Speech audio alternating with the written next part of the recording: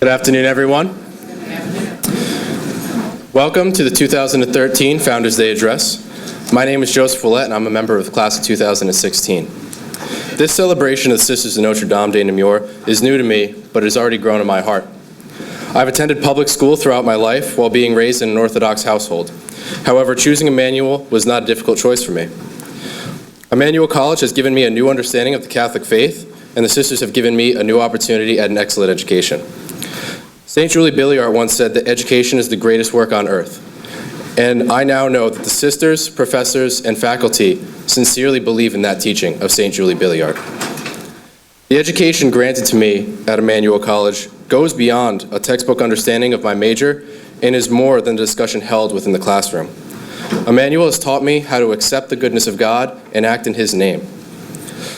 That teaching is consistent throughout the Emmanuel community in the sense of service to others, from cleanups on the muddy river to alternative spring break, and from volunteering at Mission Grammar School to building homes for the impoverished in South America.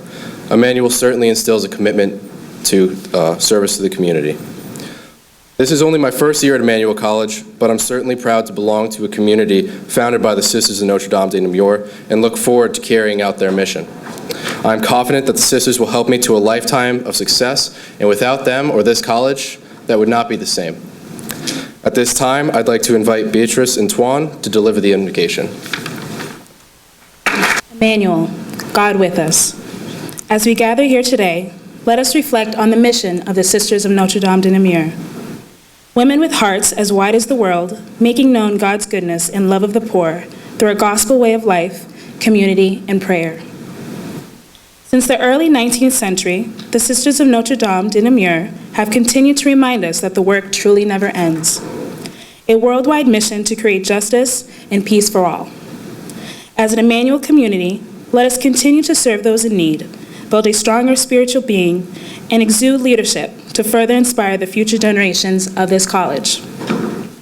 As we celebrate and honor the legacy of St. Julie Billiart and the founders of the Sisters of Notre Dame de Namur and Emmanuel College, let us continue to build rich relationships with individuals committed to and inspired by the work of the SNDs. We pray this in your name. Amen. I am honored to introduce the president of Emmanuel College, Sister Janet Eisner, SND. Thanks to Sister Janet's dynamic leadership over the past 3 decades, Emmanuel today is providing students with an outstanding liberal arts and sciences education.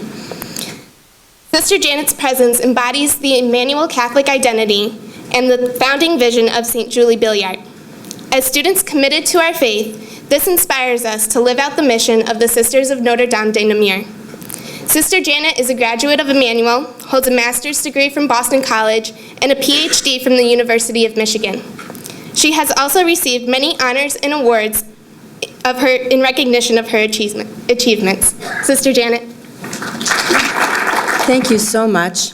And I'd like to add, a welcome to each one here to this 21st celebration of Founders Day, and in the midst of Founders Week. It's really grown over the last several years. But first of all, I want to express my gratitude to all who really have planned this entire week, and especially to Mark Harrington, Father John Spencer, the members of campus ministry, and to all the students from the 1804 Society. I also want to recognize, that this summer, you may not know this, but the members of the 1804 Society represented this college so well with the international conference that was held on this campus, reflecting and bringing together representatives from all over 200 representatives for representing the educational ministry of the Sisters of Notre Dame around the world. So my heart is filled with gratitude for that, and also with joy that you're here.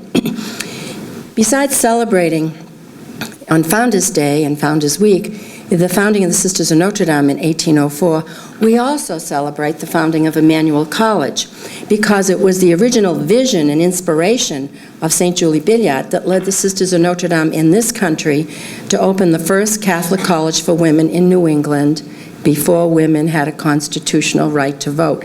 So think about it. That was bold, it was visionary, and it was deeply rooted in the mission that the sisters had to make known God's goodness all over the world. So We're part of that. And so often, it's important to know that this mission of Emmanuel College belongs to all of us. It belongs to all our students, right here, our faculty, our administration, our staff, our graduates. This mission is ours to cherish, but most of all, to embrace and to develop. And that's really what we're called upon to do and to be. And that's why I think Founders Day and Founders Week is so central to what we do at the college. This year, we have had an opportunity, after a year of reflecting on it, to articulate the Emmanuel mission with some new language. And I want to just say it again for us. It's the same mission, just articulated a little bit differently. To educate students in a dynamic learning community, rooted in the liberal arts and sciences, shaped by strong ethical values, a commitment to social justice and service, the Catholic intellectual tradition, and the global mission of the Sisters of Notre Dame de Namur.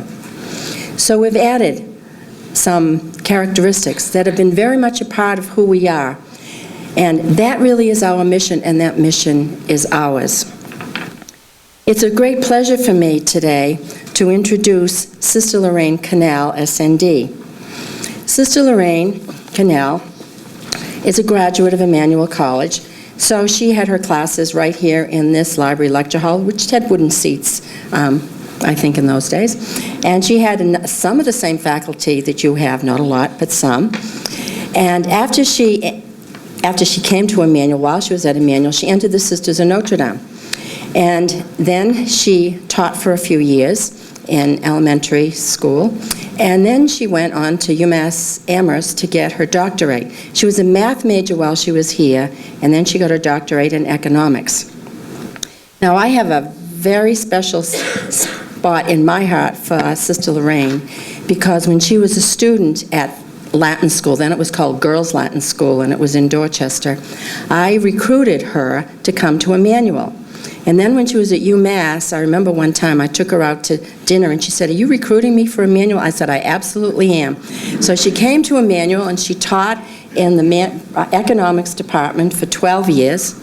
And then in 1997, she left to take leadership responsibilities for the Sisters of Notre Dame. And in 2002, she assumed the responsibilities she has right now, and those are to be the general treasurer for the Sisters of Notre Dame around the world. Now, her predecessor is sitting actually in the same row here, and that's somebody we do know, and that's Sister Ann Donovan, who for 15 years prior to that had also done that. Now, what does that mean? It really meant, and really means, that their responsibility is not only to look at the finances across the world of Sisters of Notre Dame, but also how we could go about sharing resources. And that's so deeply rooted in the founding of the Sisters of Notre Dame, where Julie Billiart, when she was opening these houses, she said, "If I had only 1 sou, we would share it with everyone." So this plan and way of sharing resources, particularly with the Southern Hemisphere, has been going on for a very long time. And what we're going to hear about today is not only just, I hope, a little bit about some of the work that Sister Lorraine did when she was here and managed to get a sabbatical, Mirta, to go to Brazil, but also to hear about the wonderful work that's going on now with the photovoltaic project in particularly the African countries, but in certainly the Southern Hemisphere. Now, that's something, and I'm so proud of the 1804 Society, because you've also not only learned and studied what you want to share, but you've also participated in some, what did you do? You did some walkathons, and you did some you did runs, you did 5K runs to raise funds for the Sisters of Notre Dame programs in Congo. And that was because Sister Isabel was here, and she was making sure that we all knew about it, and found ways to contribute and help. And that's really what this is about. So I am very delighted to introduce Sister Lorraine to talk about this project. And some of us have to leave to go to something else. I can't believe it, but I'm one of them. And so we have to have her come back.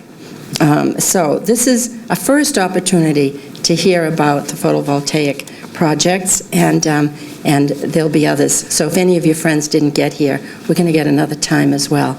So I'm really proud and privileged to welcome Sister Lorraine Connell back to Emmanuel College. This is going to sound like a mutual admiration society, but I want to congratulate Sister Janet because the campus did not look like this in 1974 when I was here, nor did this room look like this as well. For all of you out there who know me from when I was here, I thank you for coming to hear me, and for those of you who have no idea who I am, you'll see soon enough that I was kind of a nut when I taught it. So hopefully we can, you know, in fact, when I saw so many people, I said they must have had some sort of an assignment they have to fill out in order to pass a course that everybody decided to come. So anyway, we'll see, huh? I can come back for any of you that have specific questions. As Sister Janet said, I entered when I was a student here. We still are taking applications for sisters to come, so, you know, if any of you are interested, we're happy to still talk about that as well, right? So we have an admissions office for the Sisters of Notre Dame here as well, don't we? No. Only kidding. No, actually, I'm not kidding. Okay, now I have to find out how to move this to the next slide. Okay. Can you hear me? Does this come out? Yes, it comes out? No, it doesn't come out. Okay. All right, well, I want to make sure you can hear me. Go back. Well, you've already been looking at the founders' information for the last week, so I won't go into a lot of detail about this, but St. Julie really, as Sister Janet said, set up a sharing of resources right from the very beginning, so that from the time that we were founded in order to provide education for girls in France, because as a part of the French Revolution, there was no education for girls. There were lots of places where there were no education at all. She said that education was the most important thing, and so there were schools that were set up for the wealthy so that they could provide enough income to support schools for the poor. And she was intent upon the poor, the absolute most poor in the most abandoned places. That's who we were founded for. And so everywhere that we are now, we try to link up relationships with those who have to those who have not. And whenever I talk to any of the schools or faculties in other parts of the world, I say, you all, and you all as part of Emmanuel College, are part of a greater, much bigger family than you know. You are part of a series of colleges that are in Okayama, Japan. They're in Hope University in England. They're in California, Washington, here. You are part of a whole set of university-level studies and students who are listening to education through the vision of St. Julie. You are part of a bigger family that has a number of education centers for students who are adults who have not had the opportunity for secondary education. You are part of a bigger family that includes Notre Dame academies throughout the world, elementary schools. We do the very best that we can to bring God's message through a variety of ways that include education for all. We began in France. St. Julie was born in Couvely, as you know. There was a group of 3 who made their act of consecration in 2004. And shortly after that, as the community grew, St. Julie decided that she had had a vision that the congregation was to go throughout the world. Well, as it turned out, the Bishop of Amiens did not think that was such a good idea, and he wanted her to stay in just the diocese. And she said, no, thank you, we will see you later. Shake the dust from your feet. So anyway, we won't go into a lot of detail of how much trouble we've been over the years, but that was the beginning of it, okay? We are currently on 5 continents. This is a bit of an older slide, so we're no longer in Mexico. Sister Janet Grimm, who was in Mexico for many years, has passed away now. But we are also now in South Sudan as part of a collaborative project with many sisters from a number of different communities. So you can see where we are. But anyway, the mission, as you already know, I won't spend a lot of time on this, but is that God is good and that we educate for life. Teach them what they need to know for life. And that changes all the time, doesn't it? Because what you needed to know when I was here is not the same as what everybody needs to know now. So what does everybody need to know? It changes all the time. Okay, so how did I get to be doing this? I was appointed to the General Treasurer position in 2002, and the Superior General at the time was named Sister Camilla Burns, and she said to me, you need to go and find out what the needs of the sisters in the southern units are. We call them the southern units. They're not exactly the southern hemisphere. But I had never been to Africa. I had been to Brazil, but I had never been to Africa. And to be perfectly honest, I was scared to death, really. I was absolutely scared to death to go. But it was essential because, as is no surprise to you, the number of sisters in the northern part of the world is diminishing, and the number of sisters in the southern part of the world is increasing. And that is true for the church in general. It's not just that the number of Catholics is changing, but the number of sisters is changing. So, anyway, one of the things that became part of my job, following Sister Anne Mary's footsteps diligently, is how are we going to provide for the needs of those younger sisters as time goes along?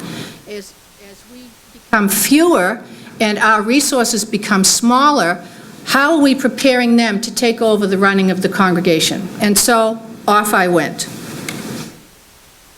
What did I observe? I observed that there was not a single day, and I was gone for 6 weeks, not a single day when there was water and electricity any place for all day. There might have been running water for some period of time, there might have been electricity for some period of time, but there was never water and electricity at any day for the whole period of time. So this was a picture from Nigeria. This was, everybody knows how to take care of this situation, so they do the best they can. And as sunset comes and evening falls, everybody lights up their kerosene lamp and takes it to wherever it needs to go.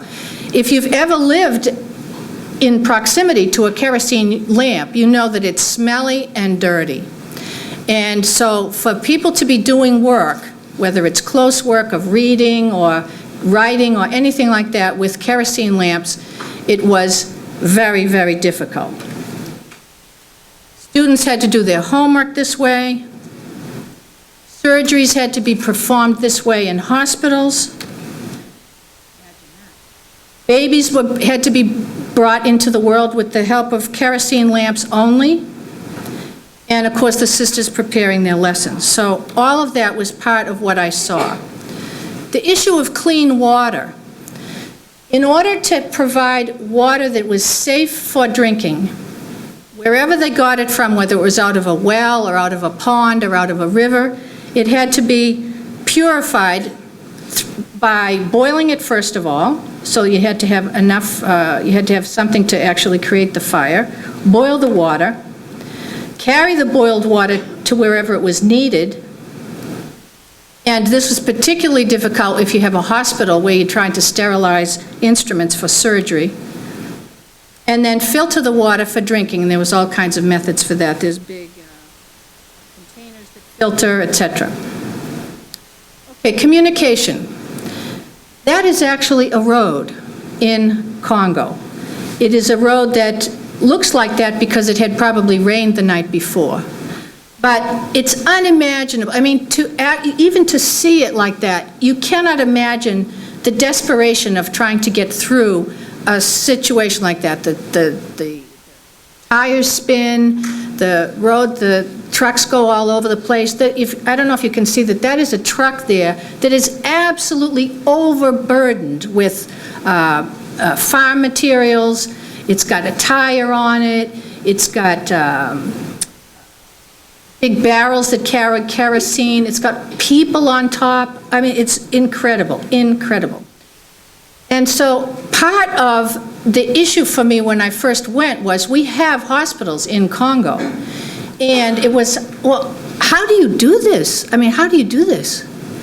And the answer was, one of the places that I went that really got me started on this whole project was, we have a generator, and we run the generator for 2 hours a night, from 6 o'clock to 8 o'clock, and we run the pump, the electric pump from the well that provides water into the overhead tank, and that overhead tank provides water for the next day, for the toilets and the sinks.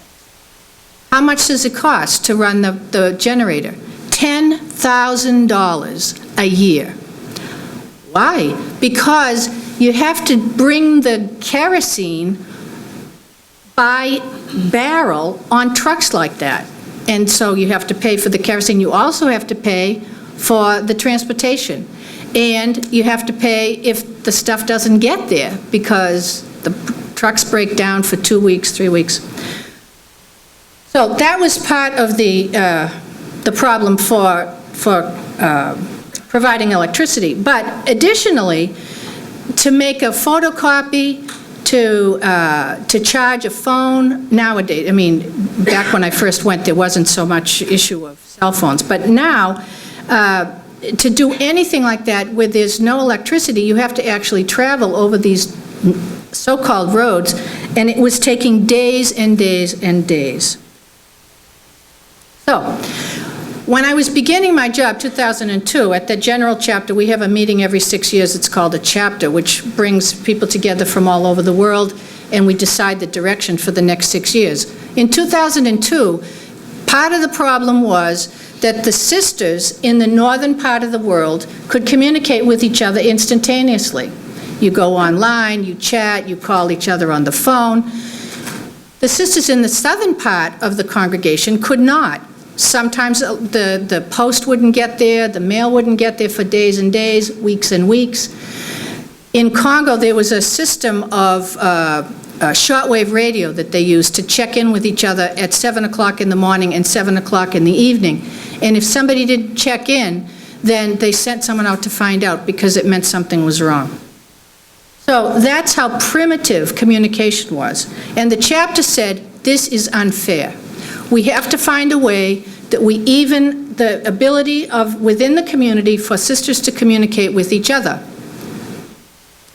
As a result of that, and given that it was sort of my job to try to implement the Chapter Acts just as it is everyone's, we began what became known as the African Photovoltaic Project. What is it?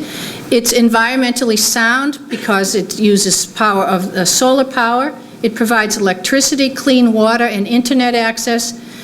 And I decided with the leadership of our southern units that we would attempt to begin in Nigeria and Congo, because those are the places where we had the most sisters, we had the most schools, we had the most students, and we had the least access to any of the electricity provided by the so-called public utilities. Okay, so what happens? What happens is I met I don't have a laser thing, but the fellow in the left-hand picture there with the towel around his neck, his name is Louis Casey. Louis is an electrical engineer who, when I first met him, was working for Honeywell. And he came into a meeting I was having up at Worcester. I was on the board. I was actually the chair of the board at the time at Notre Healthcare Center, which is a nursing home and assisted living for the older sisters. And we were trying to determine whether or not it was financially feasible to put in some green projects up there that would recycle some of the heat. Anyway, we don't need to get into all that. But if you have any of you science students, if you want to know more about that, I'll be happy to do that. So anyway, I wanted to show how long is it going to take to pay back to cover the costs if we put in these systems. And so in comes Louis, and Louis's got papers and spreadsheets and all, and he says, anyway, it was going to take 2 years to pay back. So anyway, he did a very good job. So I said to him afterwards, I said, Louis, I've got a way bigger problem than that. He says, oh yeah, what is it? So I said, okay, I've come back from my trip to Africa, and I need to be able to provide electricity for more than 2 hours a day for less than $10,000 a year. He said, no problem, I can do that. And so we've had a collaboration ever since then, and that's probably 2003, okay? He's on and off. This is as much his project as it is mine, so I don't want to, all I did was push everybody to do it, okay? Failure is not an option, okay? We cannot leave these people in this condition. It's not an option. The only question is, how are we going to do it, not if. So what happened was he designed with us and with the leadership of the sisters organizations in those parts of the world what was possible to do. And so you can see there the solar panels that went on the roofs, all of the red things there are the marine batteries that hold the power as it comes in from the sun. It stores the power. Those things are called inverters, I think, and they change the sun power into battery power. Anyway, those of you who know more about that than I do can probably explain better. But anyway, the idea is that's the electrical system. Oh, one thing that I can say is, see that says the batteries store electricity for up to 7 days? That was the original estimate. What happened is, as soon as people realized that they had electricity, is they used it all the time. So they're now lucky if it lasts until midnight, okay? Because, and in fact, many of the places that we had these installed didn't even have switches because the electricity was either on or it was off. You didn't have to turn it off. So one of the things that had to happen immediately was we had to buy switches so they could actually shut the lights off at night. There's a component to this that is water purification, so that the picture on the left is the filter, and then the picture on the right is an ultraviolet system that purifies kills all the bacteria. There's a satellite connection that provides connection to the internet, and just by way of expansion of the whole project, at our mother house in Kinshasa, which is in the Democratic Republic of Congo, they put a great big satellite system, and they have a lot of capacity for, the stuff coming and going, whatever that is, and they sell it. They sell it to the other neighbors so that they actually have more income coming in than is going out to pay for this, so that the other consumers in the area buy their internet connection through us. So part of this was the sisters have to know how it works. They have to know how to fix it. They have to know how to expand it. And in fact, the very first time that I explained to the sisters that this was a possibility, they said, no, we don't want it. And I said, what do you mean you don't want it? And they said, no, we don't want it. Because people do this stuff to us all the time. They come and they bring stuff and they put it up and then they leave. And we don't know what it is and we don't know how it works, and it breaks in 3 weeks and then it's junk sitting on the top of the roof. No, we don't want it. So I said, okay, wait. What if we could figure it out so that you did know what it was and how it worked, and that you could take care of it yourselves? Okay, now we're talking. And so that's what we did. From the very beginning, it's a system that every sister in every community that has this has to go and learn how to do it. They have to know how to turn it on in the morning. They have to know how to turn it off. They have to know what a red light means or a yellow light means. Who do they call? When does it reach a dangerous point? How do they put acid in the batteries? All of that stuff, they have to know all that. The villagers also were part of certainly all creation. You can see these guys, and if you notice the guys, they have bare feet on the roof. And they're hot when the sun is out. If you have a chance to go sometime, go, because to talk about it is just so uninspiring compared to actually being there. Right? It's just not, you can't describe it. Okay, so what do we have? Right now we have 6 projects. We have 2 in Nigeria, 4 in Congo. We have a demonstration project which is up at our Montessori school in Ipswich. And we have used that as a way to upgrade the systems, to figure out new improvements, and shortly we'll be doing the 3rd revision or upgrade of the engineering possibilities. So we have one in Ipswich, we have two in Nigeria. This is just the lineup of the dates when we actually did them. They are all still working. Good thing. How has it changed their lives? Well, in schools, some of these kids have never seen a TV. They have never had anything that runs by electricity, and so this, the internet access is the first chance that they have had a chance to go onto YouTube, to see videos, to learn about things. I mean, it's just opened up a whole new world. In the hospitals, they have the possibility of incubators and specialized attention for premature babies. As you can see on the left, I don't know if you can see that, but there are 2 hot water bottles up at the top of that crib, and the little baby is resting covered with blankets because the only way they could keep them warm was with hot water bottles. Anyway, the other thing is that now that cell phones have come, and they've actually gone all over the world, no surprise there, but they didn't have any way to charge them. So as a result of this, we now have the possibility, and you can see the picture on the right, is a little charging station. So they charge them a little bit of money, they come in, they can charge up their phones. Okay, I call it the law of unintended consequences. What happened was, they opened up the computers to the neighbors, because that's how you do it in Africa anyway, right? What's ours is ours. And so everybody came and learned. And so now we have a series of cyber cafes. Well, obviously you can't have cyber cafes with 2 or 3 computers. So over the course of the years, we've been raising funds. And in fact, just in September, October, we got $20,000 from a group called Alliance for Global Good to expand the cyber cafes, including training of people to run them as businesses. And so hopefully, as a development economic concern of mine is, how do you get growth to happen?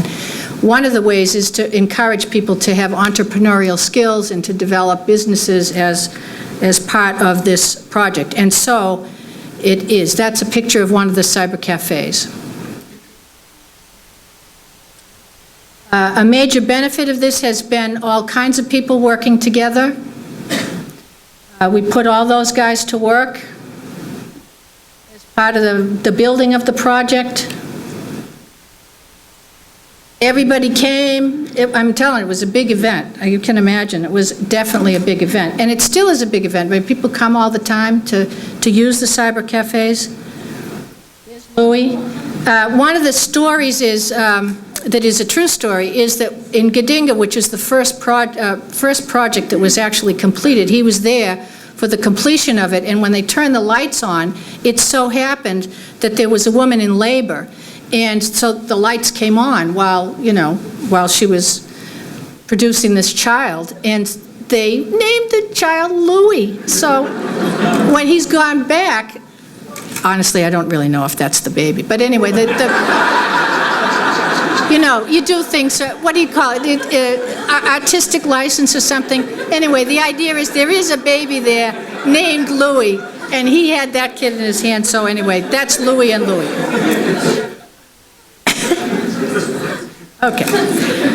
Okay, so what are we hoping for in the future? Well, what we're really hoping for is that we can develop a system that will expand these whole things, so that we know that in Nigeria they need 7 more systems. We know that in Congo they need 3 more systems.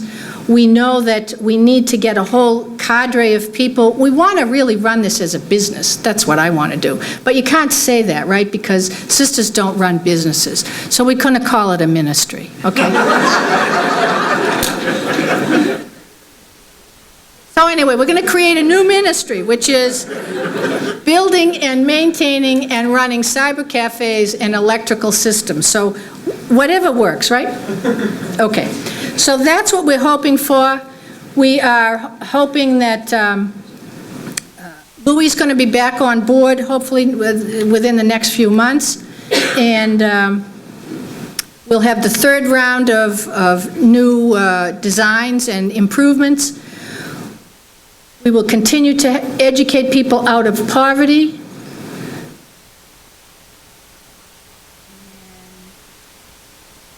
Right, because the idea being that since we've solved the original problem, which was that the sisters can now communicate with each other, now we need to use this as an engine of growth for the local communities. And hopefully that will be part of allowing the religious community as well as the local community to become more sustainable and more stable, financially stable in the future. Will it happen?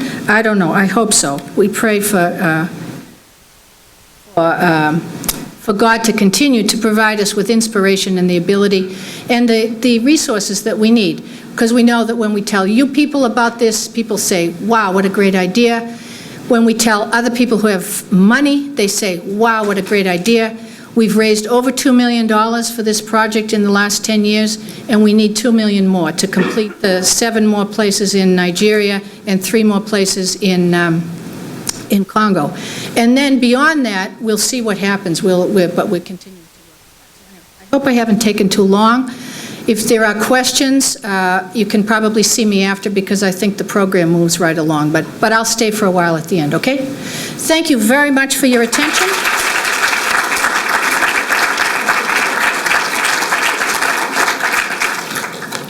Thank you again, Sister Lorraine, and thank you all for being here this afternoon.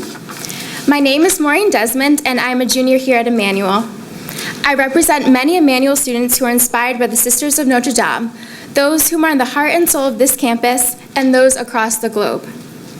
I feel honored to have the opportunity today to share a little bit about myself, my experience here at Emmanuel, and the impact the SNDs have had on me these past 2.5 years of my collegiate career.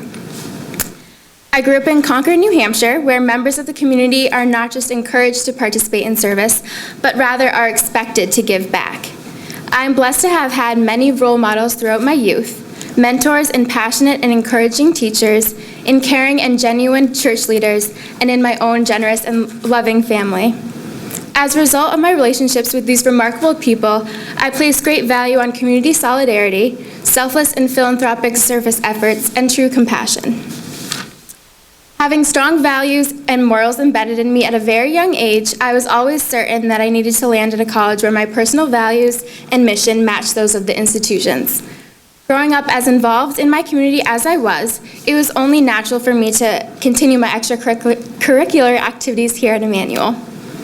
While all of my commitments are fulfilling in some way, I must say my involvement in the newly founded group called the 1804 Society has found its way to the top of my priority list.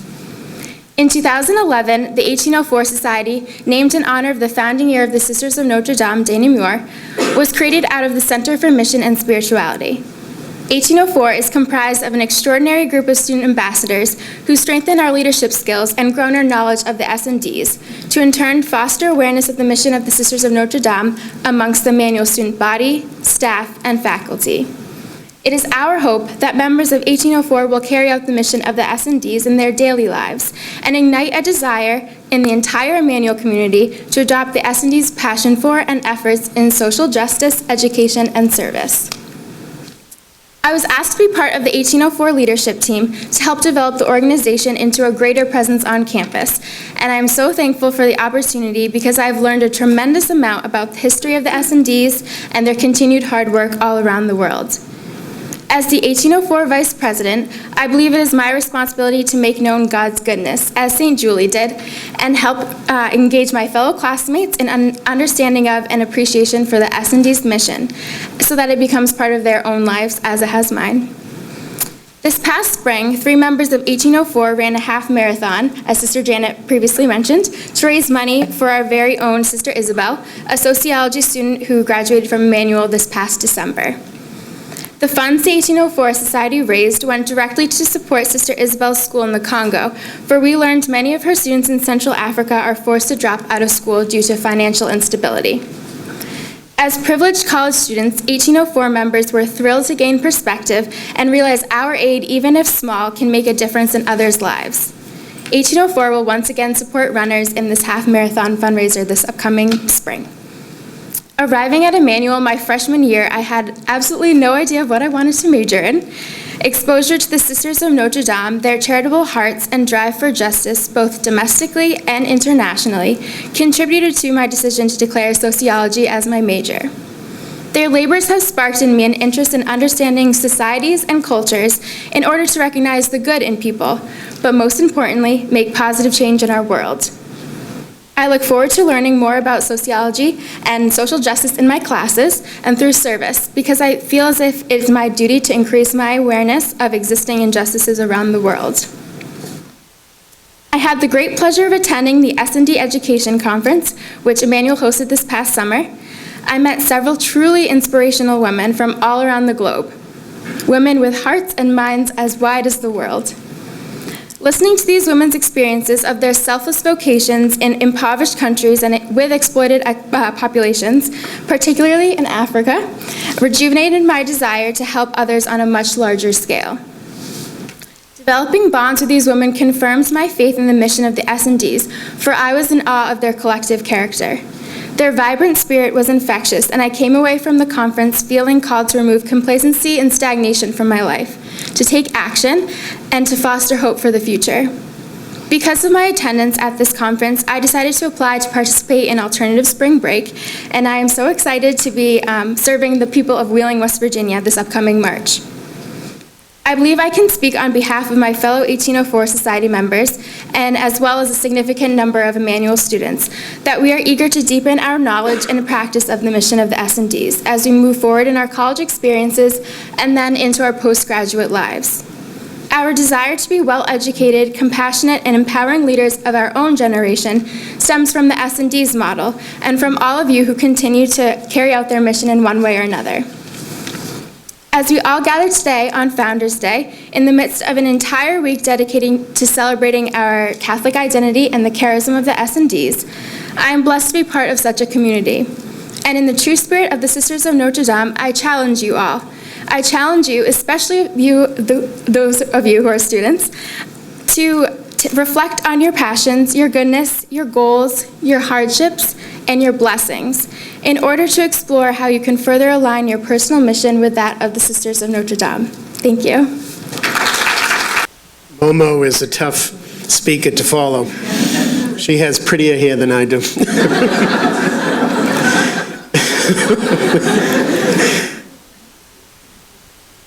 The principles that guide the Office of Mission and Spirituality and Campus Ministry are four: saturation, education, communication, and illumination. And certainly this past week, the campus has been saturated with information about the Sisters of Notre Dame, and saturated in a very good way, and have reached a number of students and faculty and staff here at the school. We have also, in terms of education, made known some of the works of the Sisters of Notre Dame, Sister Lorraine's presentation today included. And part of that saturation and education has meant people have come together and communicated and have created anew, again, and renewed the community that is Emmanuel College. All of which ideally lead to an illumination, a transformation of each and every one of us.